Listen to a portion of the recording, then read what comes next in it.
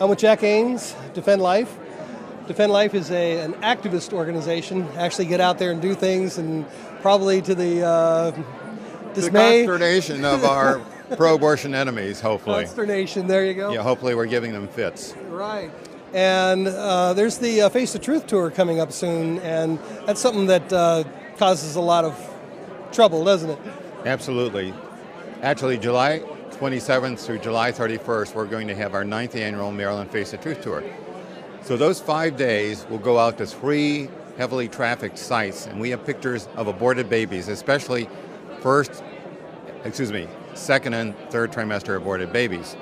And it really does create a row. For instance, one of our stops last year was right here in Washington, D.C. on Connecticut Avenue during the afternoon rush hour. Well, there was total gridlock there north of Chevy Chase Circle, and some of those people didn't like our signs. But see, that's what we're trying to do. If they don't like our signs, that means probably their life has been touched by abortion. Maybe they've had an abortion, maybe the man has been instrumental in the abortion, maybe the mother and father have forced their daughter to have an abortion. But we want Americans to see what abortion is so they can make their own judgment as to how bad abortion is. They're not going to see it in the Washington Times or the Washington Post or the Baltimore Sun or on network TV. So we have to exercise our First Amendment rights to show the people the ugly, evil truth about abortion. And now we're here at CPAC, and this is, of course, the Conservative Political Action Conference. And what do you think in general? Do you think that the conservatives and Republicans put enough effort into the pro-life topic? Probably not. But you see a lot of pro-life groups here as part of CPAC. I was just talking to this young lady right behind us, United Families International, working for family rights, parental rights. And there's certainly a lot of groups here that they're not pro-life per se. They're very amenable, very friendly to the pro-life movement. Certainly the Republican Party could put more effort into it, but the pro-life movement, the sanctity of human life, should be above politics. Democrats should be pro-life, Republicans should be pro-life, independents should be pro-life. It should be like the way we got rid of segregation in laws that promoted segregation is because that issue became above politics, where both the Democrats and Republicans realized the inherent rights that everybody had, regardless of skin color. We've got to do the same thing with the sanctity of life issue, raise it above politics. For instance, in the state of Pennsylvania, which was chosen the most pro-life state recently by Americans United for Life, one of the reasons they've been able to do that is because lots and lots of Democrats are pro-life in Pennsylvania, as well as lots and lots of Republicans. So they've done great things in Republican because there truly is a bipartisan effort on the pro-life issue. Well, that's a great point, and I often say that the life issue is not a party issue, it's a people issue. Exactly. So that's such a good point. And of course I bring this up because we are at CPAC, where people, typically Republicans vote 95% of the time, and typically Democrats vote 95% of the time against pro-life issues.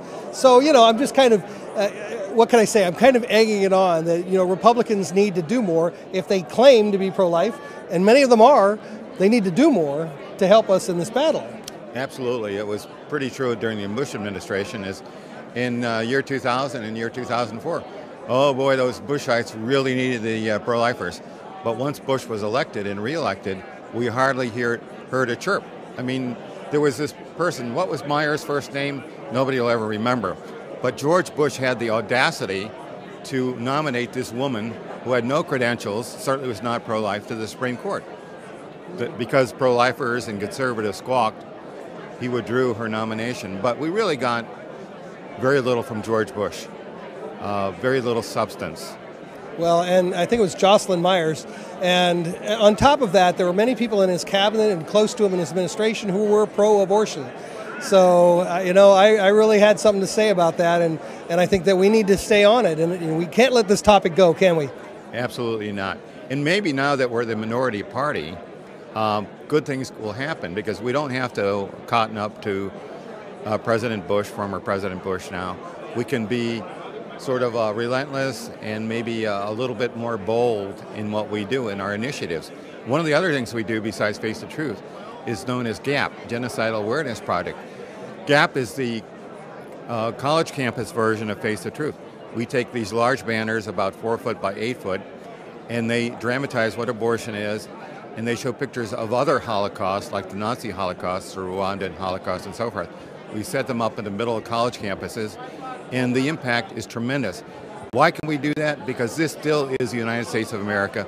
The First Amendment still is in effect, in spite of President Obama. We have to exercise our First Amendment rights. For instance, the day after the inauguration, we were there at Farragut Square with our Gap banners, right in the busiest part of Washington, D.C., where many of the business people, lobbyists, financiers typically travel every day. Right between two metro stations, thousands of people saw, perhaps for the first time, what abortion really is. Yeah, that's really, it's a powerful impact. I remember the first time I saw them, I was totally against the signs. For any of you out there who are against them, you got to think about the fact that these signs have saved a lot of lives, and that's what it's about. It's saving lives. We may be disturbed by the signs, but we're showing people the reality, the truth of what abortion is. One of the things we're trying to do, and by the way, viewers can actually learn more about Defend Life by visiting defendlife.org. Defend Life is one word. We are trying to hire a full-time campus outreach director here in the Baltimore, Washington area. The recent Students for Life conference, which was held on January 24th at Catholic University, how many students do you think were there from the Baltimore, Washington area? Given the fact that there's about 400,000 students in this area, a total of 4. Now, something is wrong in this area. We need to have a greater presence on the campuses in this area. So what we're trying to do to remedy that is to hire a full-time campus outreach director here in the Baltimore, Washington area. If anybody sees this and interested in applying, get in touch with me, jack@defendlife.org, or give me a ring at 410-337-3721, or simply visit our website, defendlife.org. Great. Thank you, Jack, for taking the time to speak with us. Thank you, Peter.